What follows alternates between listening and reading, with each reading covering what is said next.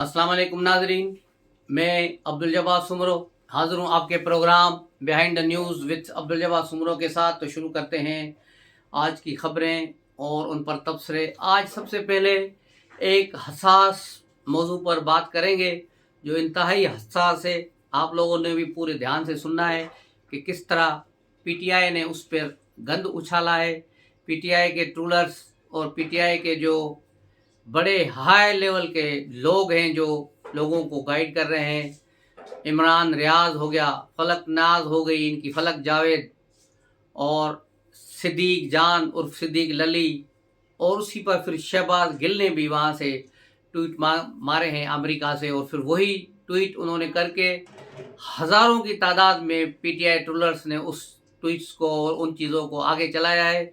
और उसके बाद खुद इन लोगों ने अपने ट्वीट्स जो हैं डिलीट कर दिए ताकि निशान न रहे कि ये ट्वीट आया कहाँ थे, लेकिन ये ट्वीट मार्केट में चल रहे हैं। उसके बाद पीटीआई ने पूरे सोशल मीडिया पर इसको घुमाया है और मुसलमानों के वो जज्बात को मजरूह किया है, और फिर उन्होंने जो है इसको एक टीएलपी की भी एक जाली वेबसाइट बनाकर, एक जाली अकाउंट बनाकर उससे भी फिर वो ट्वीट किए हैं, और काजी फायद इसाक के कत्ल का भी कहा है कि इसको कत्ल कर दिया जाए, ये मुर्तद है, फला है, और ख़त्म नबूवत के ख़िलाफ़ है। कल से एक तूफ़ान बरपा है वहाँ पर।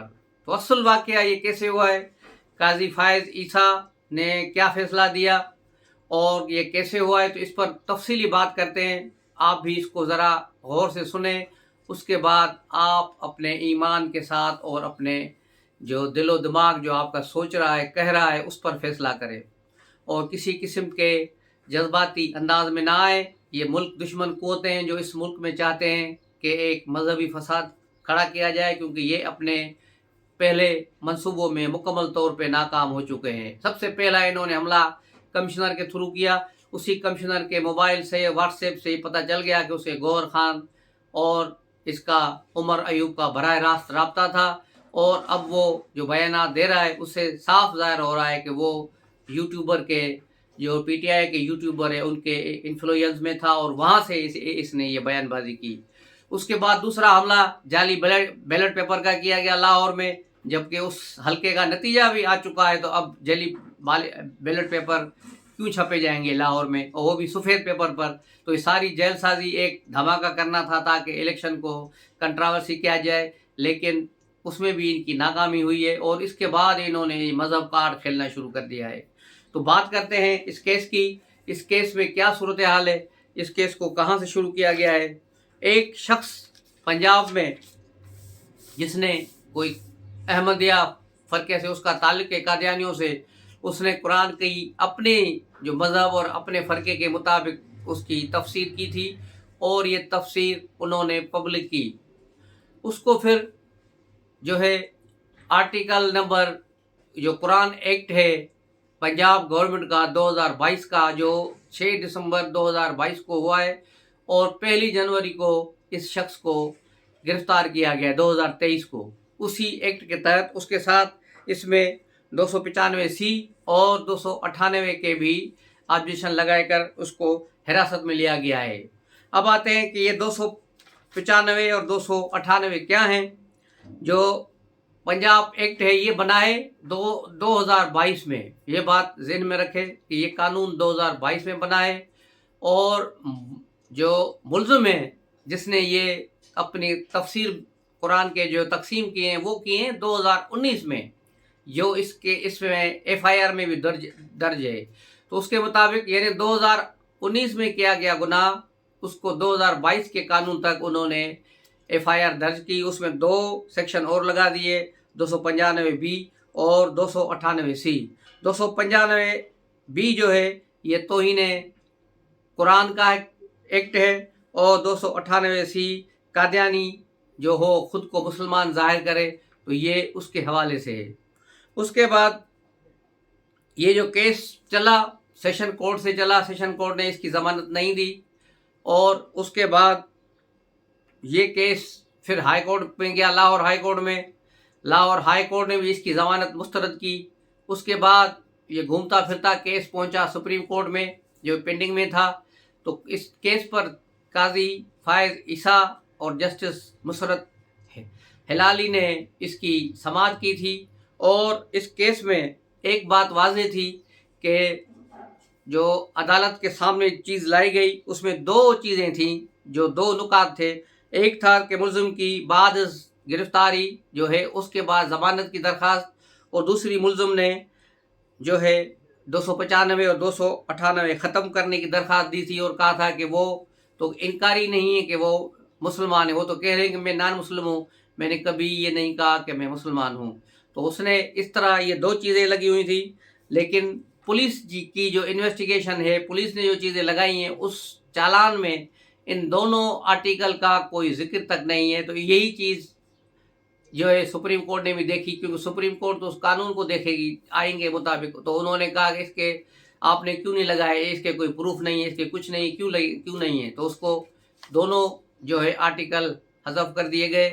باقی رہا اس کا پنجاب گورنمنٹ کا ایکٹ جو ہے اس کا 7 نمبر، ایکٹ کی جو پوائنٹ نمبر 7 اور ایکٹ کا نمبر 9، جس کے تحت قرآن کی غلط اشاعت کرنا، غلط چھاپنا، اور یہ سب جو ہے جرم ہے۔ لیکن آئین کے آرٹیکل نمبر 12 کے تحت یہ چیز واضح ہو گئی کہ آئین کا آرٹیکل جو 12 کہتا ہے کہ کسی بھی ملزم کو آپ جس نے پہلے گناہ کیا ہو اور قانون بعد میں بنا ہو تو اس قانون کے تحت سزا نہیں دی جا سکتی۔ جس طرح عمران خان کا کیس آیا سائفر والا، تو 2022 میں سائفر ایکٹ میں ترمیم کی گئی، تو عمران خان کے وکلاء نے کہا کہ ابھی کیونکہ سائفر کیس میں جو ہے نیا قانون عمران خان پر لاگو نہیں ہوگا، کیونکہ عمران خان نے جو جرم کیا ہے وہ 2021 میں تھا، یہ 2022 کا کیس ہے، یہ 22 کی جو ہے ایکٹ ہے، اس کے تحت عمران خان کو سزا نہیں دی جا سکتی۔ تو اس لیے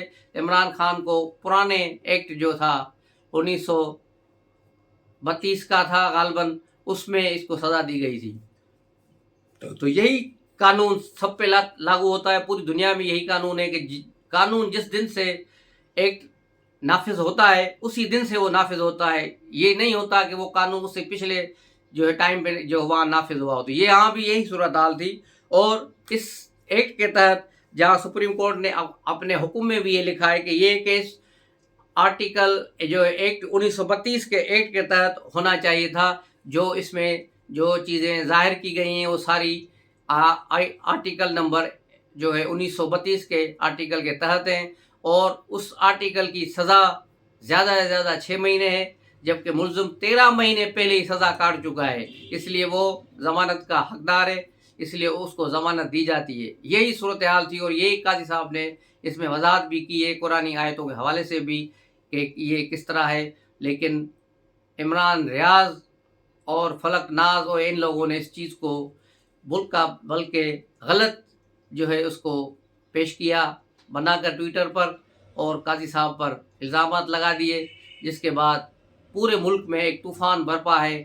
حالانکہ اسی فیصلے میں کسی جگہ پر بھی قاضی نے یہ نہیں کہا کہ قادیانیوں کو یہ حق ہے کہ وہ مسلمان کہلائیں یا مسلمان کہیں، ایسا انہوں نے ہرگز نہیں کہا۔ ہاں، یہ انہوں نے لکھا ہے کہ پاکستان کے آئین کے مطابق ہر انسان کو، ہر پاکستانی کو حق ہے کہ وہ اپنے مذہب کے مطابق، اپنے جو اس کا پارٹی ہے، مذہب ہے، جس طرح وہ چاہے زندگی گزار سکتا ہے ایک آزادانہ طور پر، اس میں کوئی رکاوٹ نہیں ڈال سکتا۔ یہ پاکستان کا آئین کہتا ہے، اور پاکستان کا آئین جہاں مسلمانوں کو اس چیز کی اجازت دیتا ہے، وہاں جو ہے نان مسلم اقلیتی جو ہے ان کو بھی اتنا ہی حق دیتا ہے پاکستان میں رہنے کا، پاکستان میں صحیح طور پہ کام کرنے کا، اور اپنے طور پر رہنے کا۔ تو یہ سارا فیصلہ ہے، ساری چیز ہے جس پر یہ طوفان برپا کیا گیا ہے قاضی فائز عیسیٰ کے خلاف۔ اب آپ خود دیکھیں، اگر ابھی بھی آپ کو کوئی اس میں شک اور ڈاؤٹ ہو تو سپریم کورٹ کی ویب سائٹ پر جا کر اس کیس کی اردو کاپی نکال سکتے ہیں، اردو کاپی کھول کر دیکھ لیں، انگریزی سمجھ نہ آئے تو اردو بھی دیکھ لیتے ہیں۔ اس میں کچھ بھی نہیں ہے ایسی چیز جس سے کہا جائے کہ کوئی جو ہے ختم نبوت کو کوئی خطرہ پیدا ہو گیا ہے قاضی کے فیصلے سے، یا قاضی نے کوئی اسلام کے خلاف فیصلہ دیا ہے۔ بڑی حیرت کی بات ہے اس پر۔ پھر کراچی کی جامعہ بنوریا نے بھی کل ایک اپنا وضاحتی بیان جاری کیا ہے، انہوں نے بھی اس کی حمایت کی ہے کہ اس میں کوئی ایسی بات نہیں کی گئی قاضی فائز عیسیٰ یا سپریم کورٹ کی طرف سے جو اسلام کے خلاف ہو، اسلام کے متضاد ہو۔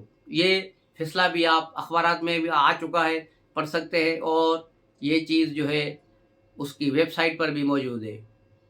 कल फिर एक बयान आया, वीडियो बयान मौलाना फजल रहमान का, तो इसको भी पीटीआई की संगत का असर हो गया है। न चीज़ें इन्होंने शायद देखी हैं न पढ़ी हैं, बस सुन सुनाई बात पर उन्होंने एक वीडियो कर दी और कहा कि हम इस फैसले को नहीं मानते, हम ये करेंगे, हम वो करेंगे। उसका वीडियो बयान भी सोशल मीडिया पर वायरल है और चल रहा है, लेकिन हालांकि ये भी काबिल मज़म्मत है। तो ये सारी सूरत हाल है। मज़हब के आर जो सिलसिले में हर एक इंसान को चाहिए कि वो एहतियात से काम ले, एहतियात से देख के काम करे, क्योंकि ये मामला इंसान का नहीं है, लेकिन ये इंसान और अल्लाह का मामला होता है। इसलिए हर एक शख्स को जीने का हक है, किसी किस्म का कोई जज्बाती फैसला नहीं होना चाहिए। एक 30 सेकंड का क्लिप, जियो का क्लिप जो है, उसको टुकड़ा निकाल कर पीटीआई वालों ने अपने सोशल मीडिया की जगह पे रखा और उसी से ये वबाल उठा और ये पूरे मुल्क में एक तूफ़ान बदतमीज़ी फैल चुका है अब, और किसी किस को समझाएंगे। इसलिए ज़रूरी समझा कि इस पर थोड़ी वजाहत करें और सब लोगों को हकीकत बताई जाए कि हकीकत क्या है। अब आते हैं सियासी मामलात की तरफ। कल पीएमएल नून ने लाहौर में अपनी जो है पावर शो किया। मरियम नवाज़ ने तमाम एमपीएस पंजाब को जो है इकट्ठे किया और उनको खिताब किया और एक रोड मैप भी दिया कि ये चीज़ें हम करेंगे, हॉस्पिटल्स बनाएंगे, एजुकेशन में काम करेंगे, रोड रास्ते बनाएंगे, पीने का साफ़ पानी, सीवरेज की लाइनें, बहुत कुछ था उसमें। अब देखें कि ये जज्बाती नारे हैं, जज्बाती बातें हैं, पहली जिस तरह होती है नई नई चीज़ें, बाद में भी उस पर अमल होता है या नहीं होता है, ये चीज़ देखने के लिए होगी। और दूसरी तरफ मियाँ नवाज़ शरीफ मरी से वापस लाहौर पहुंच गए खुसरी तैयारे में, और फिर भी वो गोशानशीन हो गए हैं। न प्रेस के साथ रब्ता, न पब्लिक के साथ रब्ता, न किसी पार्टी लीडर के साथ रब्ता, बिल्कुल ही वो शांत हो गए हैं और शांत रहेंगे। कब तक बैठेंगे इस तरह? सिर्फ वो मरियम नवाज़ की शायद हुकूमत बनाने में इसमें सपोर्ट करें, इसके अलावा आगे कुछ नज़र नहीं आ रहा। उसके अलावा पीटीआई के रहनुमाओं को पेशावर हाई कोर्ट से थोक के हिसाब से ज़मानतें मिल रही हैं।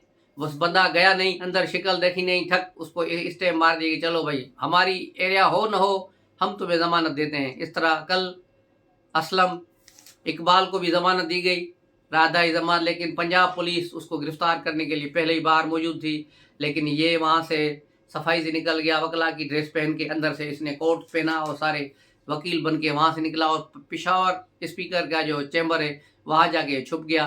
पुलिस बाहर सारी रात तक इसका इंतज़ार करती रही, लेकिन वहाँ से ये स्पीकर हाउस से बाहर नहीं आया। तो इस तरह सारे जो रूपोश लोग हैं अब वहाँ पहुँच गए हैं, सब ने दाढ़ियाँ रखी हुई हैं। अभी मुराद सईद का भी एक पिक्चर आई है, उसमें भी दाढ़ी है। तो ये सारे लोग जो है अफ़गानिस्तान भाग गए थे और अब ये वहाँ से वापस आ रहे हैं आहिस्ता आहिस्ता करके। अब असलम इकबाल और दीगर पंजाब पहुँचे।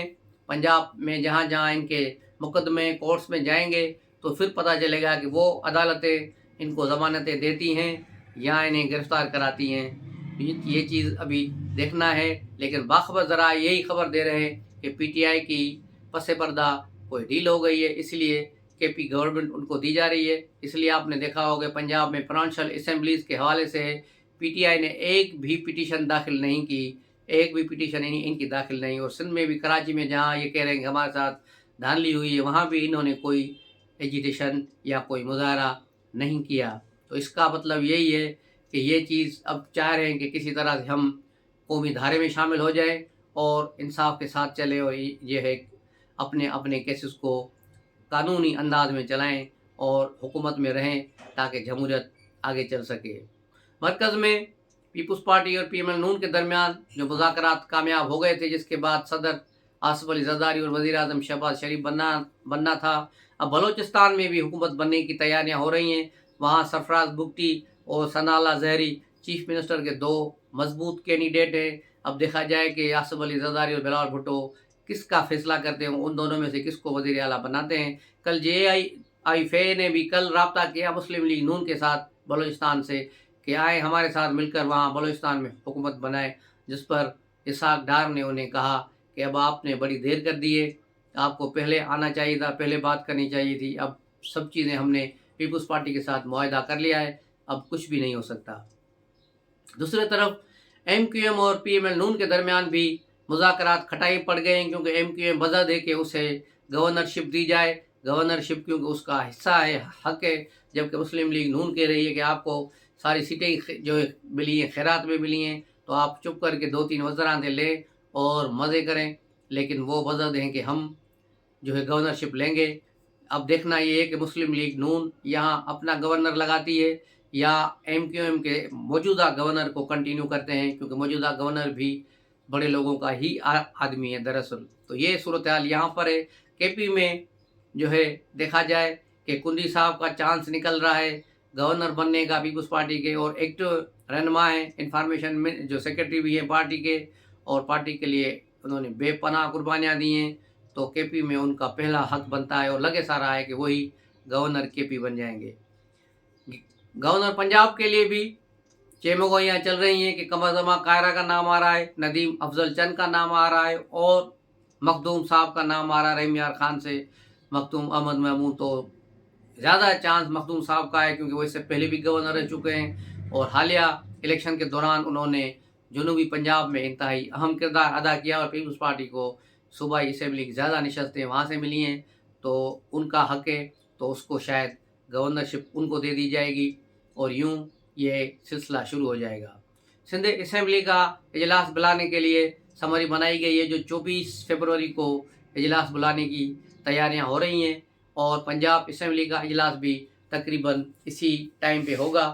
अब देखना होगा कि यहाँ क्या होता है। दूसरी तरफ GDA जो अपना एक नाकाम जलसा मोरों में कर चुकी है, उसके बाद अब ये बदीन में जलसा करने जा रहे हैं, लेकिन उससे पहले कल इनकी मीटिंग हुई है वहाँ MQM के साथ, सारी जमात इस्लामी के साथ और तहरीक इंसाफ के साथ। ये मिलकर अब सिंध में एजिटेशन चलाना चाहते हैं, जबकि तहरीक इंसाफ और जमात इस्लामी तो कराची के लिए हैं, बाकी GDA एक दूसरी जमातें जो हैं, छोटी छोटी जमातें, कॉम्पास जमातें, या एक तेलके की जमातें हैं इसमें शामिल हैं, एक तहसील की जमातें इनमें शामिल है, वो सिंध के अंदरून में वहाँ फिर हंगामा आराई करने का इरादा रखते हैं। लेकिन मेरा नहीं ख्याल कि इनको कोई पजीराई न पहले मिली है, न अब मिलेगी, न आइंदा मिलेगी। चंद दिनों में ये शोर शराबा करके अपने ही कपड़े फाड़ कर किसी कोने खदरे में जाके बैठ जाएंगे।